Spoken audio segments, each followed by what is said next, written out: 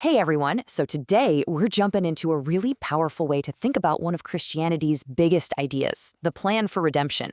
And honestly, it's a story that's all about solving this fascinating paradox.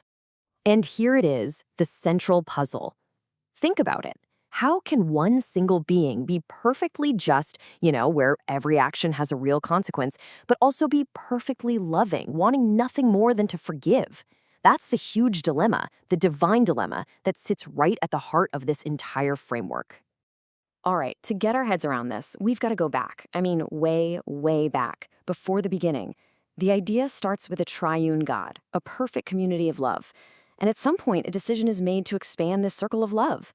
The big question is, how do you even do that? Well, you can't force someone to love you.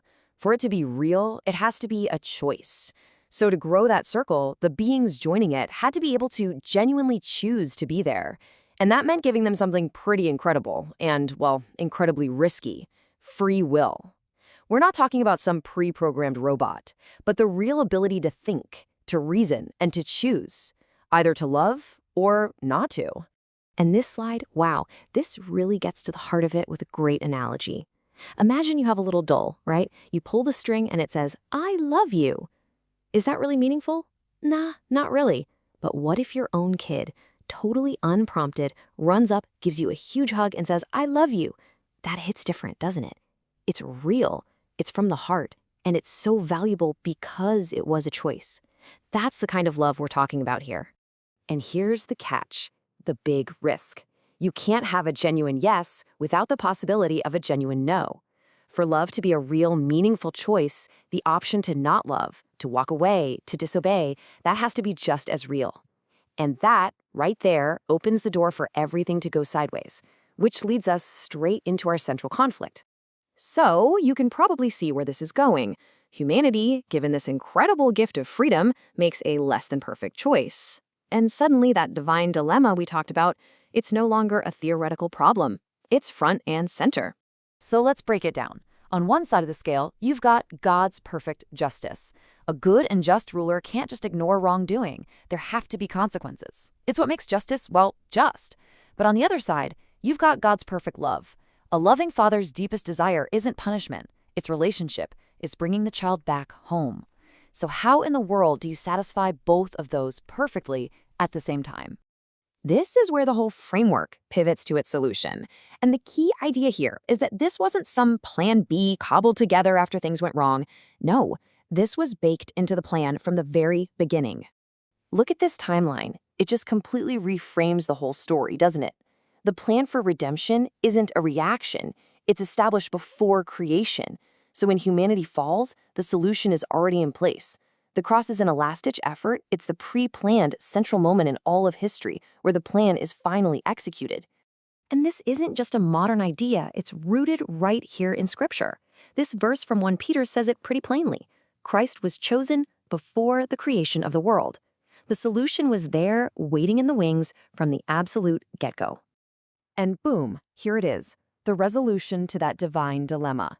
The cross becomes this one singular event where justice and love aren't fighting each other. Instead, they're both completely fulfilled. The debt that justice demanded gets paid in full. And because it's paid, the door is thrown wide open for the forgiveness that love has wanted to give all along. Okay, so that raises a really good question. If this grand plan of redemption was always the endgame, then what was the deal with all those laws in the Old Testament? The hundreds of rules. What were they for? The way this is explained is brilliant. Think of it like this. You are an incredibly complex, finely tuned piece of machinery, just beautifully designed. Now, sin is like taking a hammer and just, bam, smashing it. The machine breaks. But here's the key. It doesn't break because it's being punished. It breaks because it just wasn't designed to take that kind of hit. It's a natural consequence. So what are the laws then?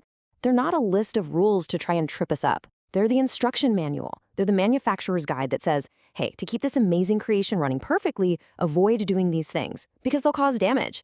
Their purpose isn't to take away our freedom, but to protect us from ourselves and help us live the way we were designed to flourish.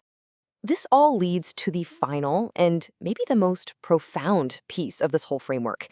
It's about taking all those protective guidelines and boiling them down to their absolute essence. You can actually see this incredible simplification process happen right in the Bible. You start in the Old Testament with over 600 specific laws. Then, Moses comes along and condenses them into the big 10 commandments. Then Jesus comes and he simplifies it even further, down to just two: love God and love your neighbor. And finally, you get to the New Covenant, and the whole thing is fulfilled by one single powerful principle: love. And that's the bottom line. It's so simple and yet so deep. The argument is that if your life is truly, genuinely motivated by love, you'll naturally follow the spirit of all the other rules without even thinking about them. I mean, if you truly love your neighbor, are you going to steal from them? Are you going to lie about them? No way. Love becomes the engine that makes all the other laws, well, almost redundant. And that's what we're left with. It's a pretty powerful thought to end on. If this entire framework is true, if the great cosmic conflict between justice and love was resolved in this incredible plan of redemption, and if all the laws were just pointing us towards this one ultimate principle, what does that mean for us, right here, right now? If love is the ultimate law, how does that change how we live our lives tomorrow?